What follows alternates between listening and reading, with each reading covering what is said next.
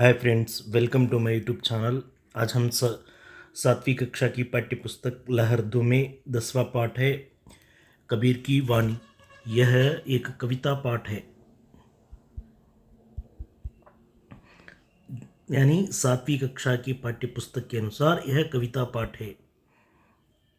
इस पाठ के बारे में हम जानेंगे। सोचिए, बोलिए। इस चित्र को देखिए। चित्र में क्या क्या दिखाई दे रहे हैं, वे क्या कर रहे हैं, उपयुक्त चित्र किससे संबंधित है। चित्र में क्या क्या दिखाई दे रहा है। चित्र में एक कुटीर, एक गुरु, दो छात्र और उपदेश दे रहा है। वे क्या कर रहे हैं। गुरु अपने छात्रों को उपदेश या पाठ सुनाई दे रहा है। उपयुक्त चित्र किससे संबंधित है और गुरु और शिष्य से संबंधित पाठ है। कबीरदास हिंदी के महान कवि थे। कबीर के दोहे नीति भरे होते हैं।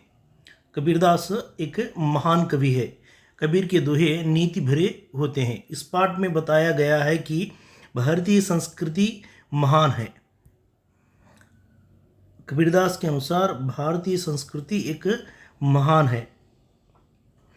भारत में गुरुजनों का आदर करते हैं। भारत में धर्म का पालन करते हैं। भारत में अपने शिष्य गुरुजनों का आदर करते हैं, उसी तरह धर्म का भी पालन करते हैं। आंतरिक संस्कारों को बनाए रखते हैं।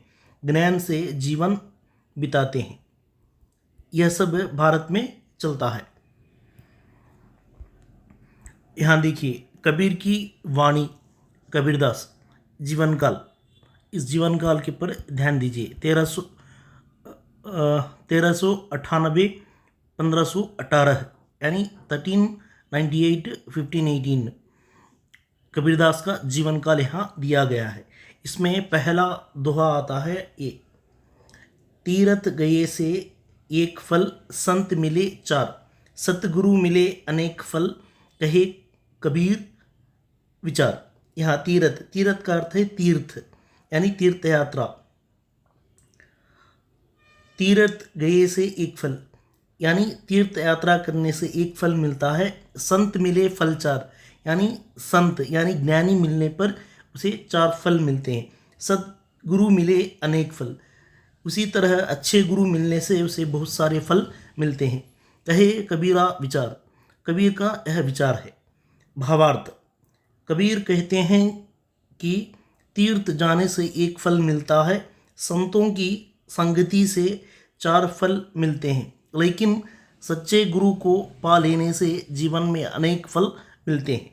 यहाँ कबीरदास कहते हैं तीर्थ जाने से एक फल मिलता है, संतों की संगति से चार फल मिलते हैं, लेकिन सतगुरु यानी सच्चे गुरु पा लेने से जीवन में अनेक फल मिलते हैं। यह पहला दोहे का भावार्थ है। उसी तरह दूसरा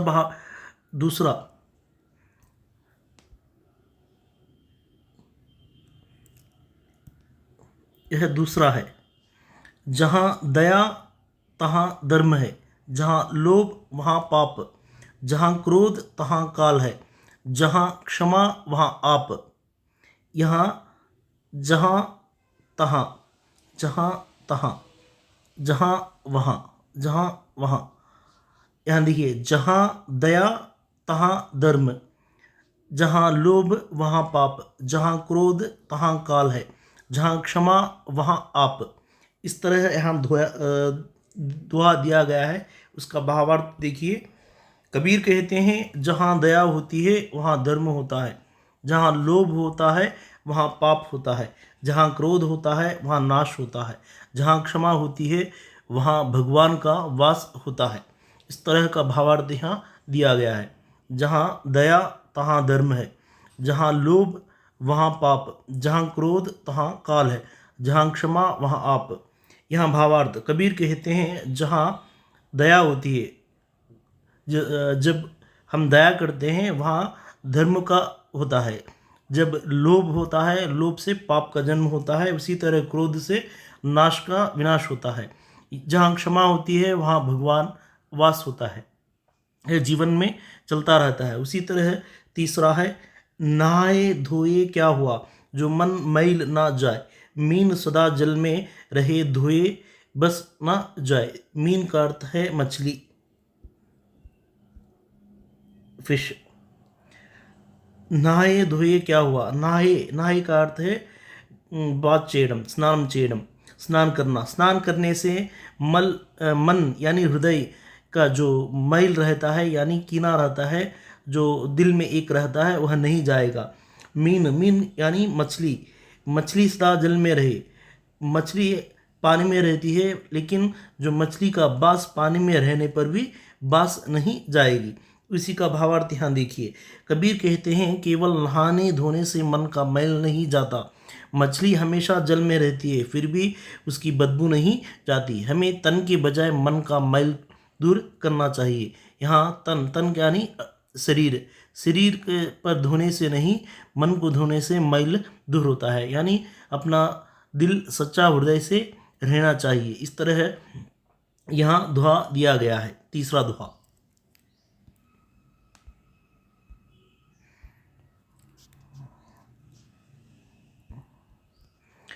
कबीर लहरी समंदर की मोती बिखरे आई, बगुला भेद ना जानिए, हंसा चुनी चुनी खाई।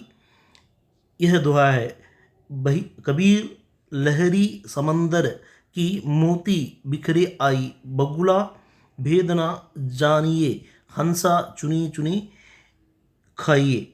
यहाँ कबीर कहते हैं समुद्र की लहरों के साथ मोती आकर तट पर बिखर जाती है। बगुला उनका महत्व नहीं जानता, मगर हंस उनका, बगुला कोंगा हंस, मगर हंस उनका महत्व जानता है, इसलिए हंस मोतियों को चुनकर खाता है। अर्थात असली वस्तु का महत्व सिर्फ ज्ञानी ही जानते हैं। यहाँ रूप वेशधारण एक होने से कुछ फायदा नहीं होता। जो काम करते हैं उस काम के बारे में हम जानना आवश्यक है। यहाँ बगुला और हंस दिखने में एक तरह दिखते हैं।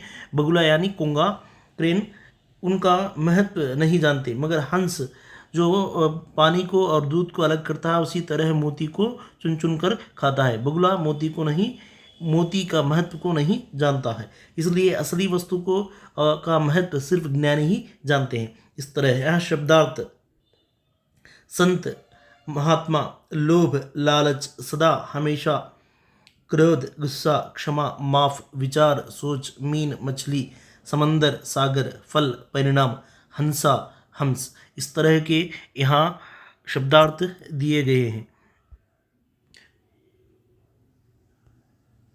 Thank you friends. Like me, share me, subscribe मी। इस वीडियो को अपने मित्रों को शेयर कीजिए। यह डीएससी के लिए बहुत उपयोगी होगा। यहाँ 4 दोहे दिए गए हैं, लेकिन विधा के अनुसार यह कविता पाठ है। इस पाठ पर ध्यान दीजिए और अपने मित्रों को शेयर कीजिए। Thank you friends.